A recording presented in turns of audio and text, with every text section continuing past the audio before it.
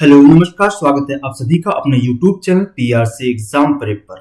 आज से हम लोग जीके जीएस का डेली शो शुरू कर रहे हैं, जिसमें हम लोग 20 क्वेश्चन डेली कवर करेंगे, तो जो कि सभी एग्जाम के लिए इंपॉर्टेंट है। प्रीवियस ईयर क्वेश्चन बेस्ट रहेगा, प्रीवियस ईयर क्वेश्चन को हम लोग कवर करेंगे और जो लेटेस्ट एग्जाम हो रहे हैं उनका भी हम लोग इस वीडियो में इंक्लूड कर लेंगे, किस तरीके से क्वेश्चन पूछे जा रहे हैं लेटेस्ट पैटर्न पे, जिसमें कि हम लोग हिस्ट्री के क्वेश्चन, पॉलिटी के क्वेश्चन, जियोग्राफी, इकोनॉमिक्स के क्वेश्चन, स्टैटिस्टिक्स के पोर्शन कवर करेंगे, साइंस, कंप्यूटर और ईवीएस एग्रीकल्चर के क्वेश्चन भी हम लोग इस वीडियो में इंक्लूड करते चलेंगे। तो क्वेश्चन कुछ इस तरीके से हैं। पहला क्वेश्चन है कि भारत के संविधान की अनुसूची की कुल संख्या कितनी है।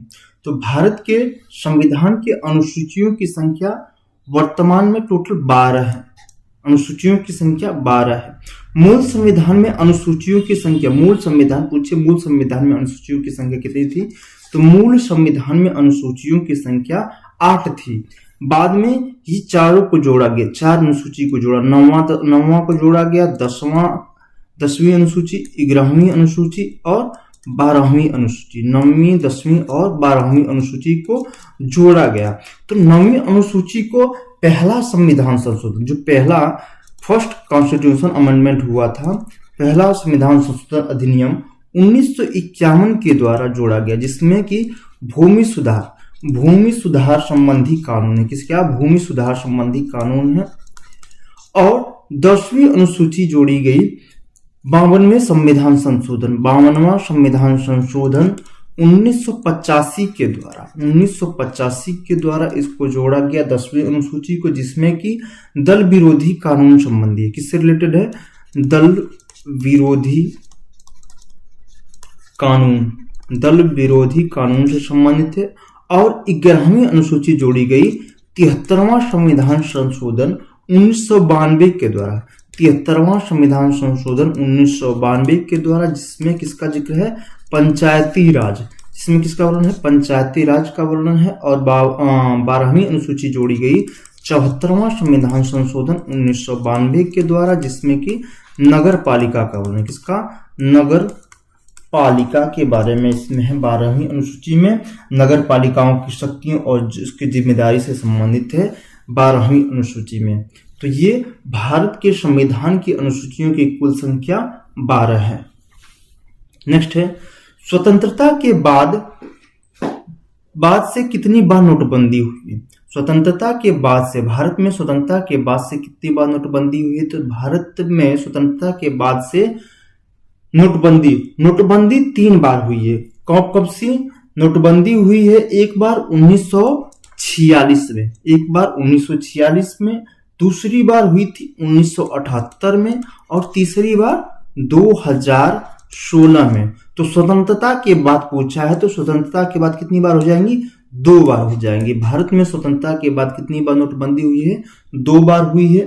पहली बार नोटबंदी, पहली बार जब मुद्रा प्रतिबंध लगाया गया 1946 में, तो इसमें 1000 और 10,000 रुपए के, 1000 और 10,000 के जो नोट थे उनको बंद कर दिया गया था। और 1978 में जो संशोधन हुआ, 1978 में जो संशोधन नोटबंदी हुई थी, उसमें 1000, 5000 और 10,000 के नोटों को बंद कर दिया गया, 10,000 के नोटों को। और 2016 में जो प्रधानमंत्री मोदी के समय में हुआ था, इसमें 500 और 1000 के नोटों को बंद कर दिया गया। और साथ में यह भी घोषणा की गई कि इसके जगह पे 500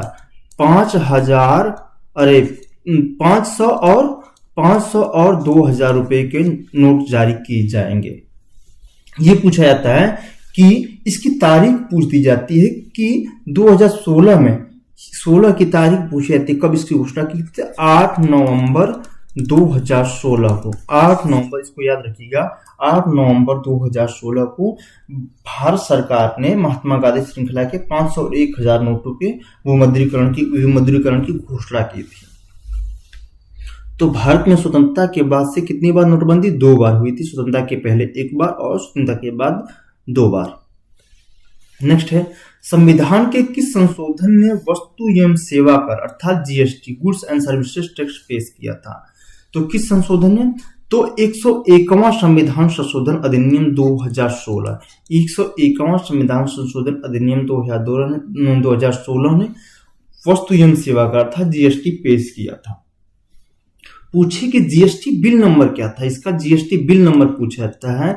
जीएसटी ये तो अमेंडमेंट नंबर है 101वां, अमेंडमेंट नंबर है 101वां, और बिल नंबर पूछे तो बिल नंबर क्या हो जाएगा 122वां है। कौन सा है? 122वां संशोधन विधेयक 2014 में हुआ था ये।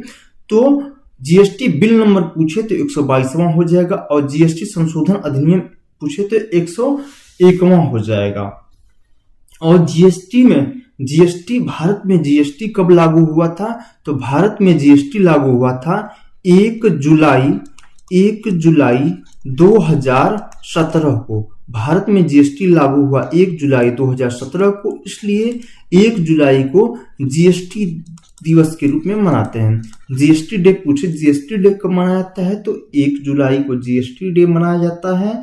और ये जीएसटी किस मंत्रालय ने लागू किया? भारत में जीएसटी किस मंत्रालय ने? तो डिपार्टमेंट ऑफ कंज्यूमर अफेयर्स।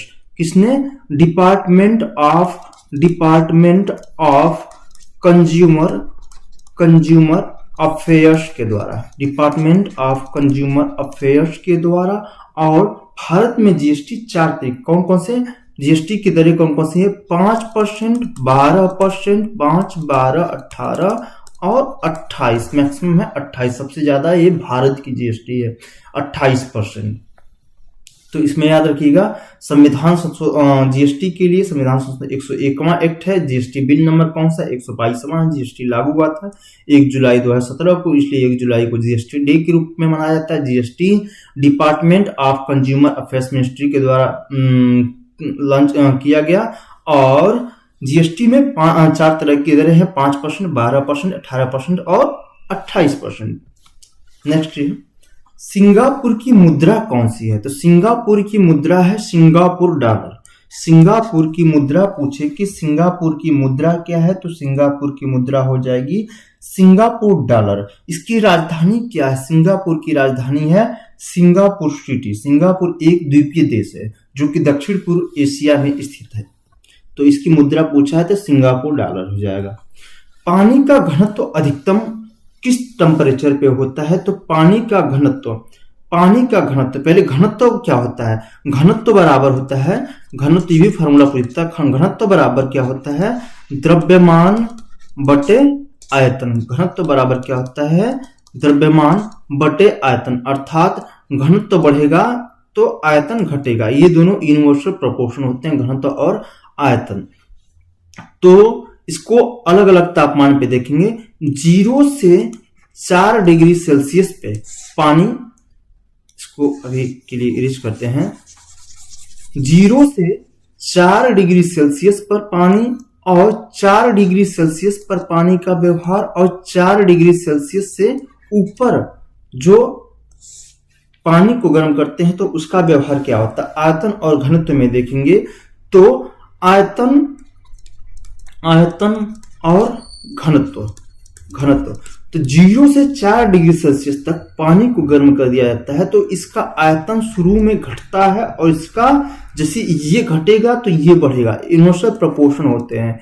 और इसमें क्या होता है? 4 डिग्री सेल्सियस पर घनत्व और आयतन दोनों बराबर होते हैं, और 4 डिग्री सेल्सियस से ऊपर गर्म करते हैं तो इसका आयतन बढ़ने लगता है और इसका घनत्व क्या होता है? कम होने लगता है। तो पानी का घनत्व अधिकतम किस तापमान पे होता है? तो ये 4 डिग्री सेल्सियस पर होता है। ऑप्शन नंबर दूसरा सही हो जाएगा। नेक्स्ट है, भारत में जैन मान्यता के अनुसार एक तीर्थंकर को एक तीर्थ के संस्थापक के रूप में, जो तीर्थंकर होता है उसको तीर्थ के संस्थापक के रूप में परिभाषित किया गया। 24 तीर्थंकरों में से पहले कौन है? तो जो ये तीर्थंकर किसको बोलते हैं, यहाँ पे देखिए दिया भी गया है। एक तीर्थंकर को एक तीर्थ के संस्थापक के रूप में परिभाषित किया जाता है, जो अर्थात जो जैन धर्म के तीर्थंकर होते हैं, जो जैन संस्थापक होते हैं, जो ये संस्थापक होते हैं जैन के, संस्थापकों को क्या बोला जाता है? संस्थापकों को बोला जाता है तीर्थंकर, संस्थापक जो होते हैं। उनको क्या बोलते हैं, जैन संस्थापकों को तीर्थंकर बोलते हैं। और जैन धर्म के जो महात्मा हैं, जैन धर्म के महात्माओं को क्या बोलते हैं, निग्रंथ बोलते हैं। जो महात्मा होते हैं, महात्माओं को निग्रंथ बोलते हैं, निग्रंथ बोलते हैं। जैन दो चीजें क्लियर हो गई कि जैन धर्म के जो संस्थापक होते हैं उनको तीर्थंकर बोलते हैं, और इसमें जो महात्मा होते हैं उनको निग्रंथ बोलते हैं। दो चीजें याद रखिएगा। इसके अलावा जैन शब्द जो होता है संस्कृत के जिन शब्द से बना है।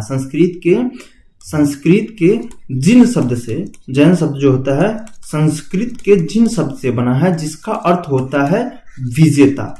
जिसका अर्थ क्या होता है, विजेता होता है। अब इसके संस्थापक की देखें तो जैन धर्म में कुल 24 संस्थापक अर्थात तीर्थंकर हुए थे, जिसमें पहले तीर्थंकर कौन है, तो पहले तीर्थंकर हो जाएंगे ऋषभदेव। इनको ऋषभनाथ भी बोलते हैं। ऋषभनाथ को क्या बोलते हैं, ऋषभदेव बोलते हैं, वृषभनाथ भी बोलते हैं। इनको वृषभनाथ भी बोलते हैं और आदिनाथ इनका, और क्या इनका नाम है, आदिनाथ भी इनको बोलते हैं। आदिनाथ, वृषभनाथ, ऋषभदेव, ये इनके उपनाम हो जाएंगे। और पूछे कि जैन धर्म के 24वें एवं अंतिम तीर्थंकर कौन थे, तो ये कौन थे, महावीर स्वामी। जैन धर्म के अंतिम तीर्थंकर महावीर स्वामी को माना जाता है। इनको जैन धर्म का वास्तविक संस्थापक भी माना जाता है। नेक्स्ट है, निम्नलिखित में से कौन सा विटामिन B6 का दूसरा नाम है। विटामिन B6 का दूसरा नाम पूछा है कि विटामिन B6 का दूसरा नाम क्या होता है। तो पहले vitamin B complex, vitamin B complex और विटामिन सी, ये होता है विटामिन बी कॉम्प्लेक्स और विटामिन सी, ये जल में घुलनशील विटामिन होते हैं। ADE के वसा में घुलनशील विटामिन होता है। तो हम विटामिन बी कॉम्प्लेक्स को देखेंगे।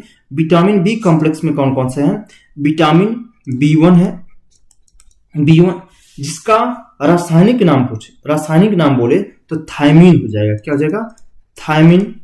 विटामिन B1 का रासायनिक नाम थायमीन। B2 का रासायनिक नाम क्या हो जाएगा, राइबोफ्लेविन।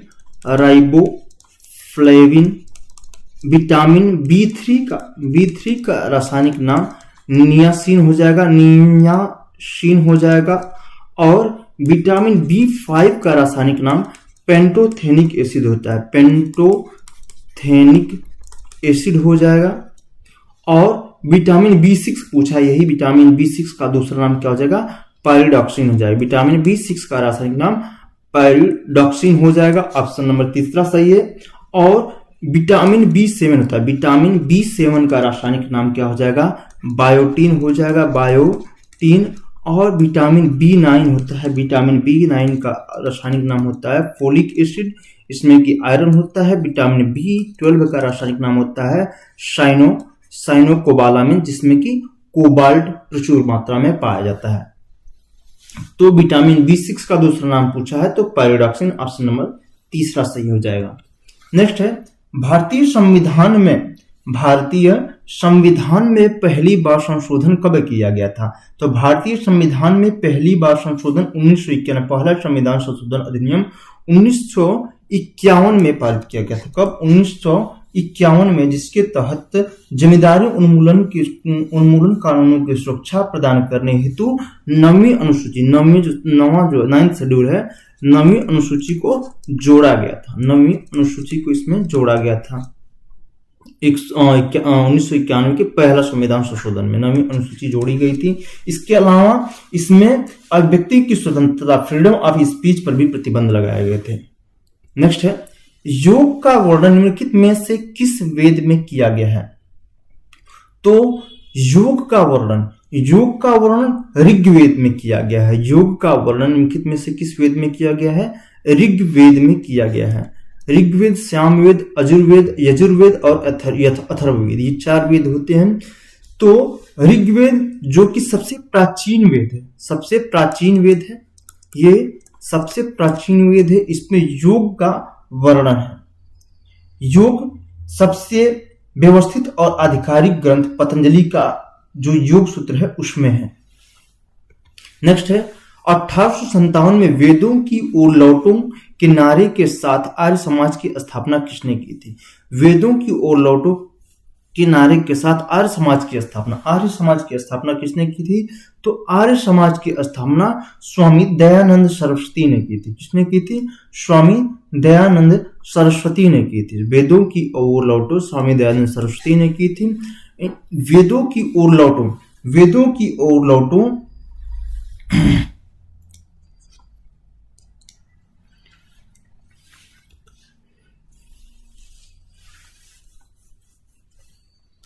नेक्स्ट है 1857 में वेदों की ओर लौटो के नारे के साथ आर्य समाज की स्थापना किसने की थी? तो आर्य समाज की स्थापना स्वामी दयानंद सरस्वती ने की थी 1857 में मुंबई से। 1857 में इनका स्वामी दयानंद सरस्वती का मूल नाम क्या है? तो स्वामी दयानंद सरस्वती का मूल नाम हो जाएगा मूल शंकर। इनका मूल नाम क्या है? मूल शंकर हो जाएगा। मूल शंकर इनका मूल नाम हो जाएगा। उन्होंने ये दयानंद सरस्वती ने सत्यार्थ प्रकाश नामक पुस्तक लिखी। सत्यार्थ प्रकाश नामक इनकी पुस्तक का नाम पूछे कि इनकी पुस्तक का नाम क्या है? सत्यार्थ प्रकाश, जिसमें कि वेदों की ओर लौटो नारा इसी में जिक्र है इसका। नेक्स्ट है राष्ट्रकूट साम्राज्य का संस्थापक कौन था? तो राष्ट्रकूट साम्राज्य का संस्थापक दंतीदुर्ग। कौन था? दंतीदुर्ग था। दंतीदुर्ग ने 1735 ईस्वी में चालुक्यों को हराकर राष्ट्रकूट साम्राज्य की स्थापना की थी। तो राष्ट्रकूट साम्राज्य का संस्थापक कौन हो जाएगा? दंतीदुर्ग हो जाएगा। नेक्स्ट है कि भारत में ब्रिटिश शासन के संदर्भ में धन निष्कासन ड्रेन ऑफ वेल्थ का सिद्धांत किसने प्रतिपादित किया? तो ड्रेन ऑफ वेल्थ का सिद्धांत दादा भाई नौरोजी ने किया। किसने किया?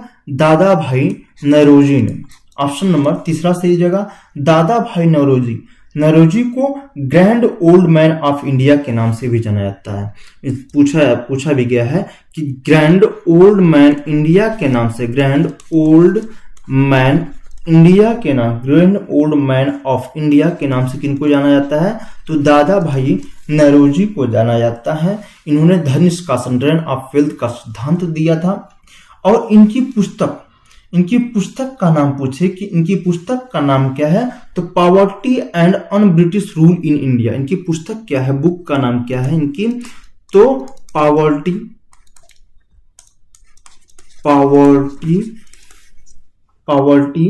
And un British poverty and un British rule in India. Un-British rule in India हो जाएगा इनकी पुस्तक का नाम। धन निष्कासन का तात्पर्य क्या है? भारत से ब्रिटेन को उस संपत्ति और संसाधनों के हस्तांतरण से था जिसके लिए भारत को कोई पर्याप्त प्रतिफल नहीं मिला था। तो इसको याद रखिएगा। ड्रेन ऑफ सिद्धांत दादा भाई नौरोजी ने दिया। दादा भाई नौरोजी को grand old man of India के नाम से जानते हैं। इनकी पुस्तक का नाम है poverty and un British rule in India. Next है निम्नलिखित में से कौन सा एक इनपुट डिवाइस है? पूछा है कि इनपुट डिवाइस इसमें से कौन सा है? तो इनपुट डिवाइस वह उपकरण होता है जिसका उपयोग कंप्यूटर को डेटा और नियंत्रण संकेत भेजने के लिए किया जाता है। जैसे इसमें कीबोर्ड आता है, माउस आता है, स्कैनर आता है। तो इसमें कौन सा हो जाएगा? माउस हो जाएगा। ऑप्शन नंबर सी सही हो जाएगा। और आउटपुट डिवाइस वो उपकरण होता है जिसका उपयोग कंप्यूटर से संसाधित डेटा प्राप्त करने के लिए किया जाता है। जैसे कि प्रिंटर हो गया, स्पीकर हो गया, ये मॉनिटर हो गया। मॉनिटर ये आउटपुट डिवाइस है। ये क्या है? आउटपुट डिवाइस है। नेक्स्ट है किसी भी कंप्यूटर सिस्टम का ब्रेन अर्थात मस्तिष्क क्या होता है? तो कंप्यूटर सिस्टम्स का मस्तिष्क किसको बोलते हैं? सीपीयू को बोलते हैं। सीपीयू सेंट्रल प्रोसेसिंग यूनिट होता है। क्या होता है? सीपीयू का पूरा नाम सेंट्रल प्रोसेसिंग यूनिट होता है। एएलयू का पूरा नाम क्या होता है?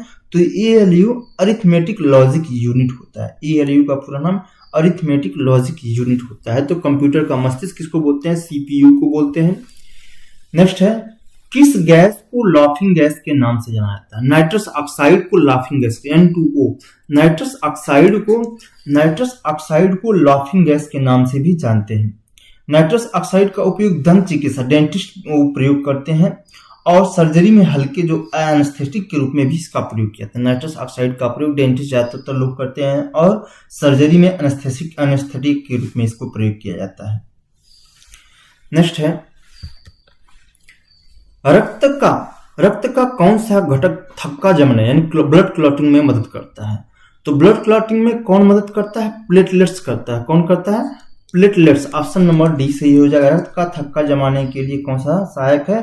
प्लेटलेट्स होता है। प्लेटलेट्स जिसे कि क्या बोलते हैं? थ्रोम्बोसाइट्स बोलते हैं। क्या बोलते हैं?